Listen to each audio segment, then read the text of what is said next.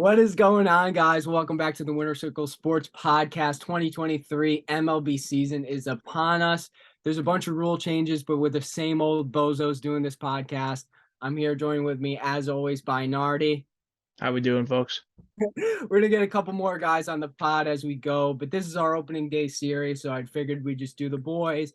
Breaking it down, we're going to be doing the same thing as last year. If you haven't watched Yankees Ep, Mets Ep, recap the last series, talk about the upcoming series, and events like that. Last year, we didn't make it past the All-Star break, so let's see how far we can push this one. We're going to be a little more active on the socials. I would like to actually coin this phrase, Nardi. I don't know if it's out there. We're going to have to give it a Google later, but we are going to be the Pitch Clock Podcast because we are banging this out quick.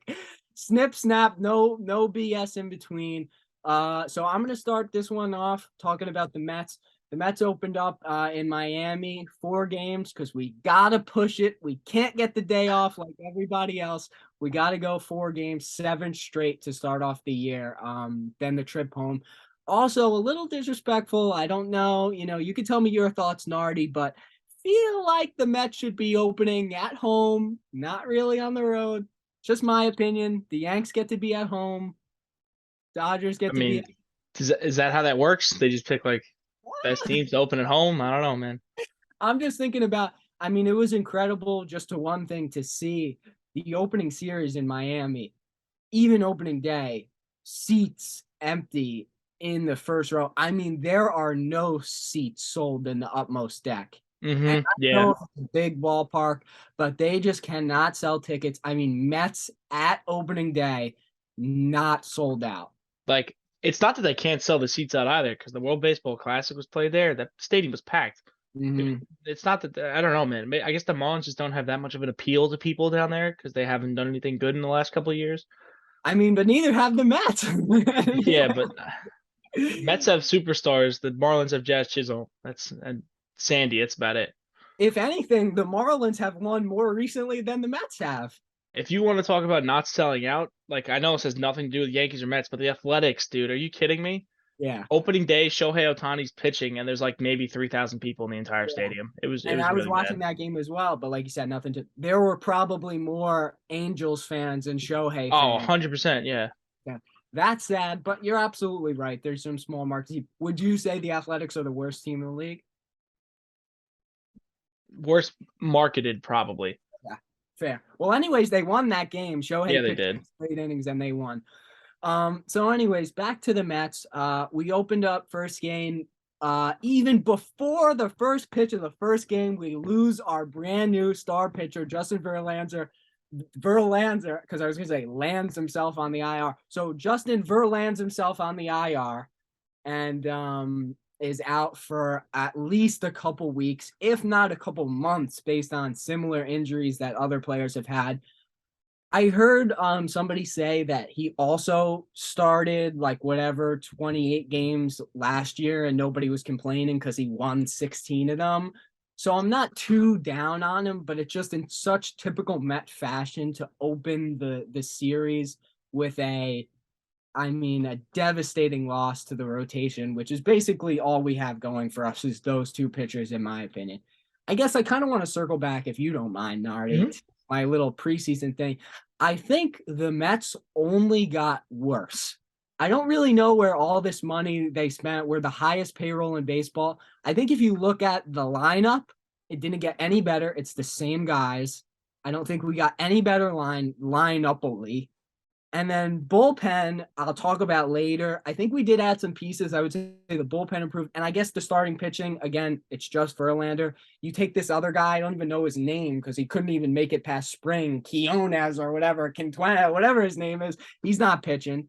You know who it is? Or? No, but what about Senga, bro? You're disrespecting Senga right now. Yeah, I guess, you know what? I haven't thought about him too much until he pitched. You're absolutely right. And there wasn't too much media around him, but I was a little worried, and he proved me wrong opening day, like the change from the Japanese baseball to the American ball. And I know they talked about it, like his stuff wasn't as good early spring, and then he kind of started to work that pitch back in. He looked really good yesterday, but I think it's just really going to be once teams and kind of the video stuff catches up to him, I feel like he's gonna get hit a little bit. That was the first time any of those guys saw him. So I think he's got a little bit of an edge with that to begin with, but I'd like to see him a little bit. But we can talk about that more. Next game should have been Verlander's start. We got David Peterson on the mound. He didn't get hit hard, but he was just getting tagged all game. Again, what I would say about the whole series and about the Marlins and the Mets is that the games that were won were based on individual performances. So the first game, I would say the performance goes to Max. Pitched a Mhm. good game, got us that win. Second game, the loss, Jorge Soler, home run, 2 RBI double, this and that. Just a great game for him. He won them that game. Next game, game 3, Mark Canha has a day, home run, same thing, big RBIs, couple of ribbies, and he wins us that game. Third game, you got a new guy. I guess you could add this maybe into the lineup, but he only played that one game, and then he came in as a sub the game before. Tommy Pham goes to the eye doctor, gets a new pair of glasses, and now he's hitting, 4 for 5. So he's gotta keep that doctor on call. But again, he won us that game singularly, in my opinion. I mean, Lindor has started off ice cold. He could be 1 or 2 for his first 16. He is ice cold. Pete hit a late home run in the loss, but that's it. He doesn't seem to have too much pop right now. Got a couple of base hits, but I mean, just in my opinion, watching the games, reading what other people have said, and comparing it to last year, I feel like in the beginning of the year, and I think we lost it late in the year, the mantra, and I just realized I am nowhere close to the pitch clock. I'm at violation after violation so far. But this is the beginning episode. You got to Mhm. give me a little bit to get my season long problems. I just felt like the at bats have been so lackadaisical. Like no, I don't really know. I guess what word I'm looking for, but we were so, I mean, making the pitcher pitch 20 pitches in the first inning last year. Like we were not first pitch swinging. I think the at bats have just looked so lazy to start the year. Like they're not even trying, and maybe they're tired because they have to go up like right in the box. There's no time to breathe or whatever. So maybe they'll get more used to it, and maybe the pitch clock is making them a little bit more tired. It's definitely making pitchers more tired, but I just feel like they don't even care right now. Like swinging the bat, I mean, it's first pitch, it's just soft contact. I don't know what it looks like. The one positive thing I would say, and you can tell me what you think, Nardi, but watching the Mets game and watching other games around the league is without the shift, I almost forgot over the last few years how skilled you need to be in the field to play in the major leagues. Like we've seen some amazing plays, not only in the outfield with some of those great catches, but like in the infield. Pete's made some great plays. Frankie's made some incredible plays. Yeah, Lindor is probably the best defensive shortstop in the league, and he proved that in his time with the Guardians, and then slowly within that, like, I guess it was like how long ago was that, you think? What year did the Cubs win the World Series? 16? 14? I don't know. Maybe. Whatever year they won the Cubs, I think it was 16 they won. Mm-hmm. Lindor was on that Guardians team that lost, but he won a Gold Glove that year. And then he got traded after that, so it was like kind of slowly, but he built his reputation as a very good defensive shortstop. Mm-hmm. But like you said, because of the shift, he's playing like a shifted second base basically, and he just they get hit right at him. Like we were talking about this in one of my group chats where it's a 108-mile-an-hour ground ball. Wow, ooh, it's coming right at him. He doesn't have to move. Now, Mm-hmm. you can see that he has to like slide and dive and make these outrageous throws over to first base. Mm-hmm. And that's something that he even talked about last year, that he was excited for it to go away because he knows how. Sorry, Nardi. I can't imagine somebody's coming in. Hello, Bergen County Sports Cards. It's a scammer. Hey, man, how you doing? How are you, John? What's up? No. I'm John Irish. You looking for John French? No, sorry. I'm John Italy, actually. My brother is John Portugal. We lost. All right, anyways. But that was something that he talked about himself last year, that he was happy that the shift was going to go away because he knows how good he is in the field. And I mean, the Mets turned 6 double plays in that 4-game series, which I guess doesn't sound great, but I mean, it gets you out of some big spots. Like Sanga got in trouble in the first inning of his game. Big double play to get him out of that. I mean, it just gets you out of a couple jams, those big double plays. And him and Jeff seem to be doing a lot better this year than obviously rewatching that old the other day, Nardi, when they were literally fighting, potentially fist fighting each other in the locker room last year. Seems like they've come a long way. Frankie looks good. Jeff looks kind of the same. Nimmo started off great. I'm liking him. Marte looks good. But in my opinion, after the 5 spot, it's a free out. I mean, Mark Hanna, I'm putting him at 50-50. Like I said, he had a big game, but I feel like that's kind of how he is. If he doesn't really ever get just one hit. He has a great game or he goes 0 for 4. So he's hitting in that 5 spot. So you got whatever, Nimmo leading off, Marte after. You got Lindor. Lindor at 3, Pete at 4. Then you got Jeff Urquhart at 5.